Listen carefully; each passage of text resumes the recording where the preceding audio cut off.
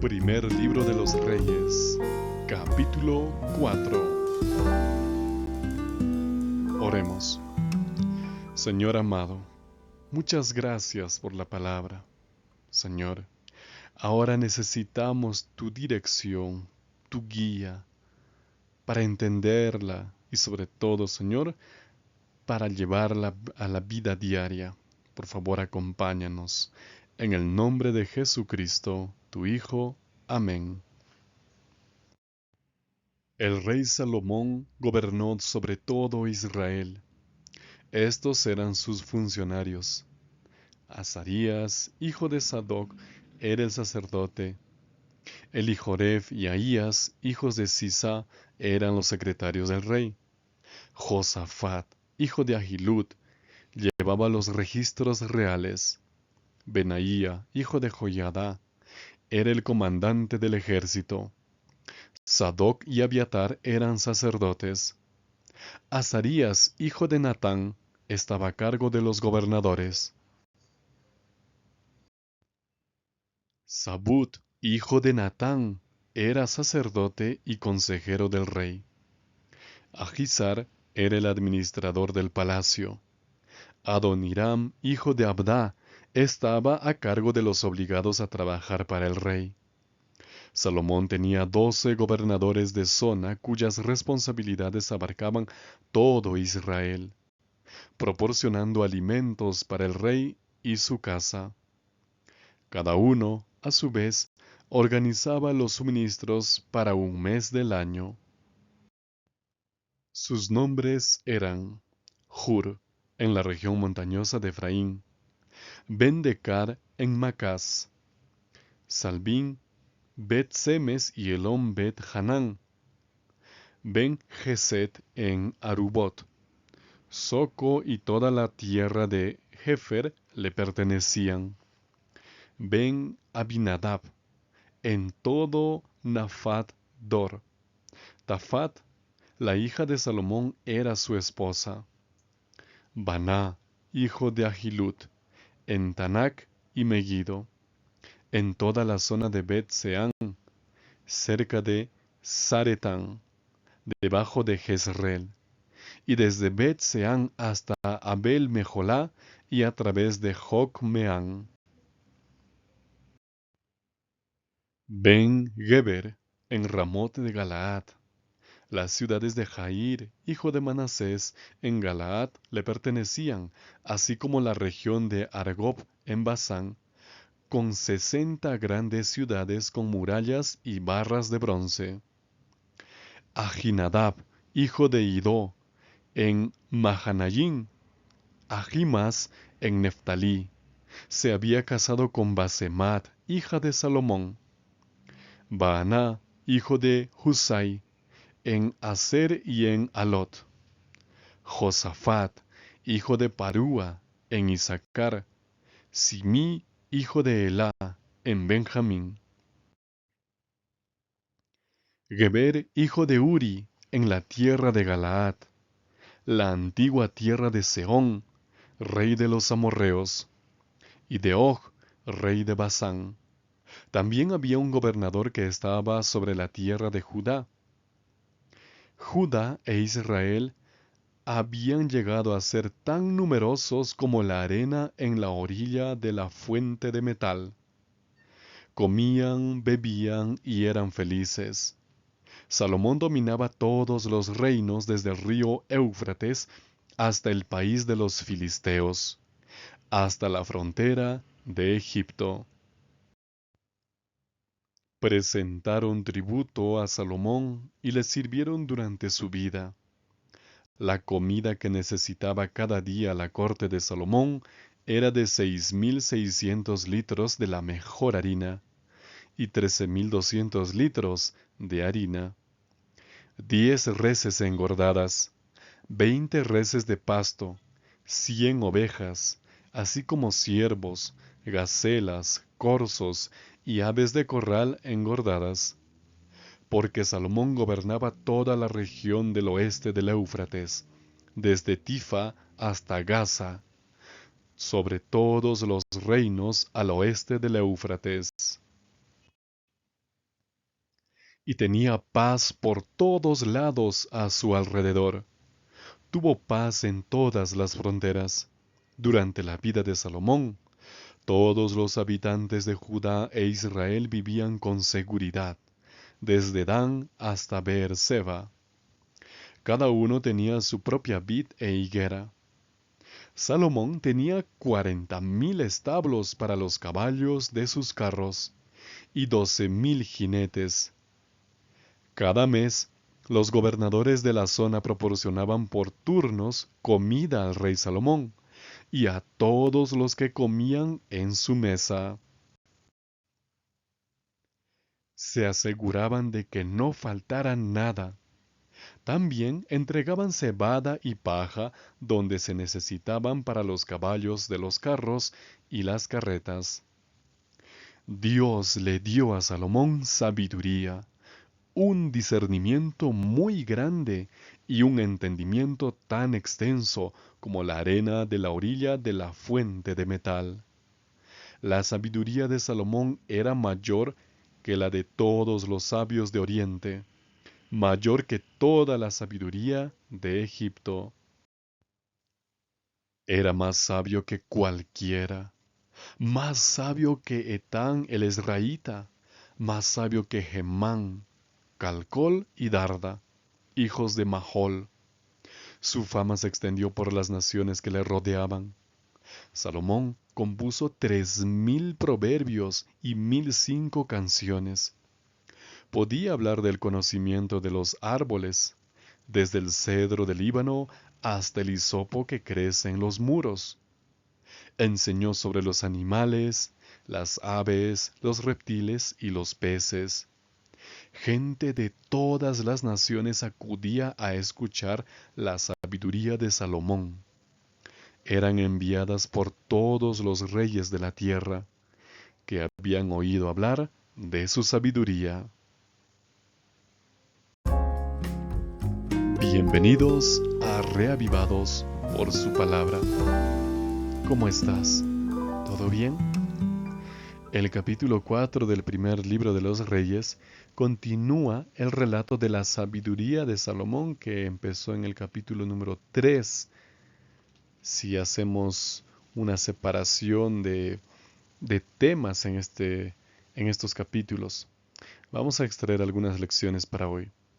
En primer lugar, la sabiduría se muestra en la administración diaria. En el verso 7 leemos: Tenía Salomón 12 gobernadores sobre todo Israel, los cuales mantenían al rey y a su casa. Cada uno de ellos estaba obligado a abastecerlo un mes por año. Es interesante notar que estos 12 gobernadores no necesariamente coincidían con las tribus de Israel. Los distritos que se les brinda no coinciden con los territorios de las tribus. Por tanto, esto tendía a debilitar el poder de los dirigentes tribales. Y esto sería en beneficio del rey, el único ante quien rendían cuenta estos gobernadores.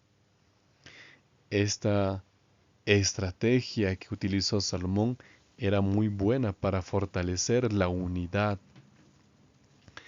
y la centralización en su gobierno, de tal manera que no había rivalidad entre las tribus de Israel, porque los gobernadores tenían diferentes distritos o pueblos que no coincidían con las tribus de Israel que habían anteriormente. Esto ayudaba a que hubiese buen mantenimiento en la corte del rey Salomón, porque cada uno de ellos estaba obligado a proveer una vez al mes durante el año. Esta estrategia evidentemente vino de su sabiduría que Dios le había dado. Así como Salomón administraba eficazmente, nosotros también debemos administrar toda nuestra vida de manera eficaz. Y eso se nota ¿Cómo administras tu dinero? La administración financiera es un reflejo de la sabiduría que obtenemos de la Biblia. Solo para poner como ejemplo a este tema de la administración financiera, la Biblia nos da muchos consejos muy acertados que hoy parecen ser descubrimientos de los que son motivadores de la administración eficaz o de los coach, pero eso ya estaba escrito miles de años antes.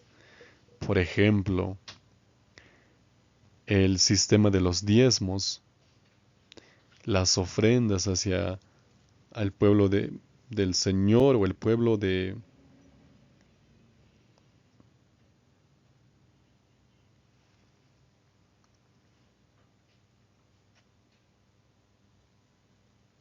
las ofrendas para el Señor, las ofrendas para los pobres, necesitados, huérfanos, viudas, así como también el ahorro, la laboriosidad, el invertir, el pagar los impuestos,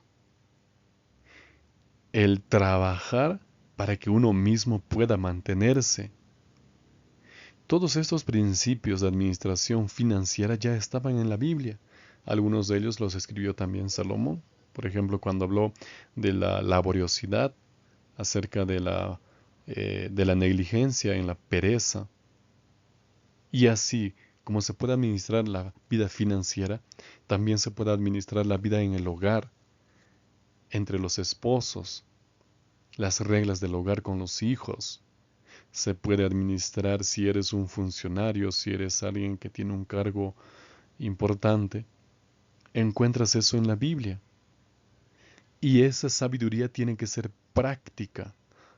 La sabiduría que Dios da no es un cúmulo de conocimientos, de un doctorado. Es práctica para la vida diaria. Con esto no estoy invalidando que se pueda estudiar. Es bueno estudiar las ciencias, es bueno obtener grados, de tal manera que podamos tener mejor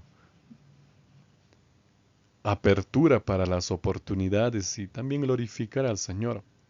Pero la sabiduría de la Biblia es principalmente práctica para cada día, para cada momento, para cada decisión.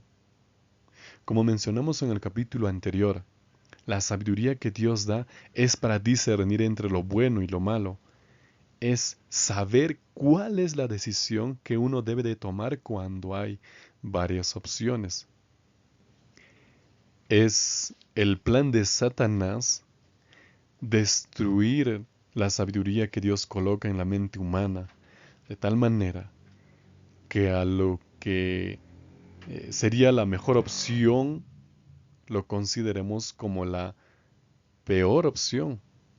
Y a las peores opciones consideremos como si fuesen las mejores opciones.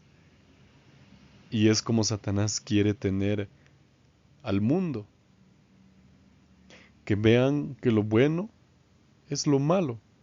Muchas personas consideran a la Biblia algo desfasado, algo que es malo. A la religión consideran como una pérdida de tiempo. Entonces, ven a lo que es bueno como malo. Y por otro lado, es el plan de Satanás que vean a lo que es malo como bueno.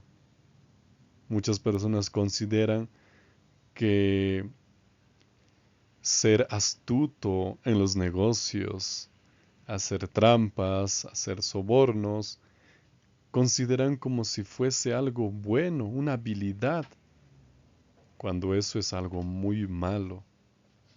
Por tanto, la sabiduría que viene de Dios nos ayuda a administrar sabiamente la vida y todos los aspectos. Coloquemos en práctica. Vamos a la otra enseñanza. Es únicamente Dios quien brinda la sabiduría, la verdadera sabiduría. En el verso 29 deja bien en claro el escritor. Dios dio a Salomón sabiduría y prudencia muy grandes, y tan dilatado corazón como la arena que está a la orilla del mar. ¿Sabes? El autor deja bien en claro que no es la preparación en las universidades que brindó la sabiduría a Salomón. Dice que fue Dios. Y vuelvo a repetir, no está mal estudiar, no está mal prepararse académicamente, pero la verdadera sabiduría es del cielo. Es Dios colocando en el corazón humano el poder para discernir entre lo bueno y lo malo. ¿Y cómo lo hace Dios? Principalmente lo hace a través de su palabra. La palabra de Dios es el secreto para ser feliz, para ser sabio. Allí está la fuente de la sabiduría. Es la Biblia. Dios no fue egoísta en velarnos su sabiduría. Más bien, el Señor nos reveló en su palabra todo lo que necesitamos para ser sabios. Tal vez no encontremos en la Biblia todas las respuestas y curiosidades que tengamos. Algunas de repente no las vamos a entender o no vamos a tener una respuesta porque no es necesario tampoco. Pero las que sí son necesarias para la vida, sí la tenemos en la Biblia. Allí está la fuente de la sabiduría. Mientras más te relacionas con la Biblia, más sabio serás, mejores decisiones tomarás en tu vida. Por eso es Dios quien brinda esa sabiduría. En tercer lugar, apreciados amigos, el Señor desea que su pueblo sea sabio y sea una luz al mundo. En el verso 34 menciona lo siguiente, ya en la parte final de este capítulo. Para oír la sabiduría de Salomón venían de todos los pueblos y de parte de todos los reyes de los países a donde había llegado la fama de su sabiduría.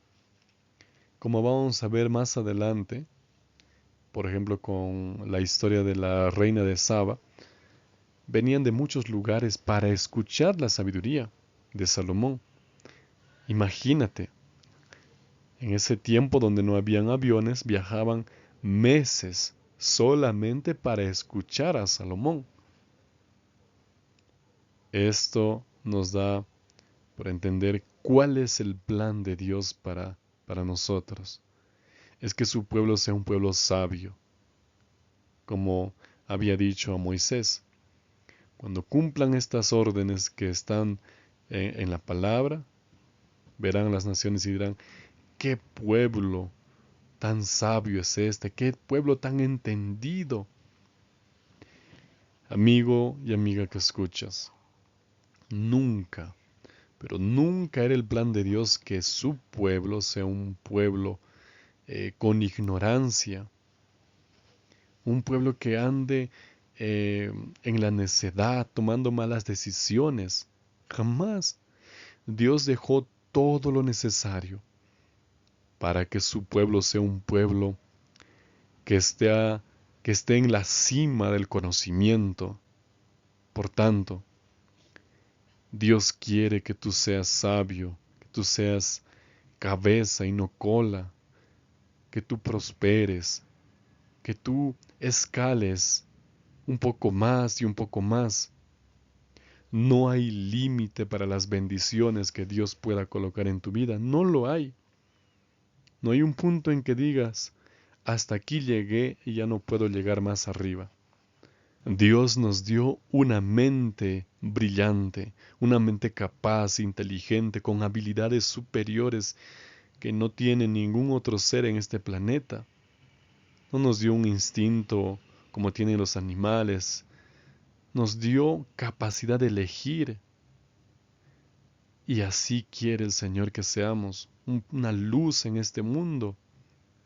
Dios quiere que seamos el pueblo más santo, más leal, un pueblo brillante, un pueblo que descubra nuevas cosas, un pueblo saludable, sin enfermedades, un pueblo donde sus familias sean un ejemplo de familias, donde los hijos sean educados como ejemplo para la sociedad, un pueblo que esté altamente preparado académicamente, en las ciencias, en las artes, en la Biblia y sobre todo, un pueblo con un carácter semejante al de Cristo, con dominio propio, con disciplina, con paz, con mansedumbre, con amor.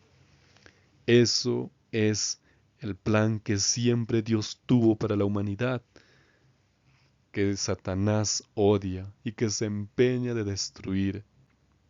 Si por alguna razón el pueblo de Dios no refleja esto, es por nuestra desobediencia, porque muchas veces no vivimos a la altura de lo que creemos o predicamos y quitamos poder a nuestra vida, a nuestra predicación. Yo te invito de manera especial, empieza a practicar, a vivir lo que vas aprendiendo en la Biblia. Por eso Cristo dice, al que escucha lo compararé, aquel que construye su casa sobre la roca, pero que aquel que escucha y no practica es como aquel que construyó su casa sobre la arena. Por eso la aplicación para nuestra vida es lo siguiente. Vive aplicando la sabiduría de la Biblia y Dios te dará éxito en todo lo que emprendas. Así está escrito, así Dios lo prometió y Él lo va a cumplir. Por tanto, seamos un pueblo sabio, pueblo diferente, un pueblo ejemplo para el mundo. Aplica esto, aplica la sabiduría que encuentras en la Biblia y serás una luz en este mundo de oscuridad. Brillarás en cada paso que des. Vamos a terminar con una oración. Padre amado, te pedimos, oh Señor, que bendigas nuestras vidas, que por favor nos guardes del mal, que nos guardes del enemigo que trata de engañarnos, de hacernos creer que lo bueno es malo y que lo malo es bueno practicarlo, porque todos lo hacen.